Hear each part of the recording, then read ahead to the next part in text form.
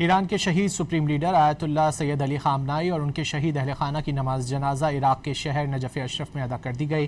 نماز جنازہ کے اجتماع میں نجف میں حضرت امام علی علیہ السلام کے روضے اور اطراف میں لاکھوں سوگوار موجود تھے۔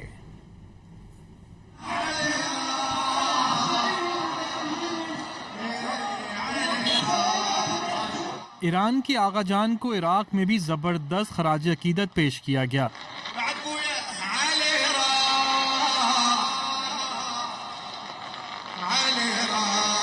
عراقی میڈیا کے مطابق نجف میں روضہ امام علی علیہ السلام میں منعقدہ نماز جنازہ میں لاکھوں سوگواروں نے شرکت کی۔ مختلف ممالک کے لوگ بھی نماز جنازہ میں شریک ہوئے۔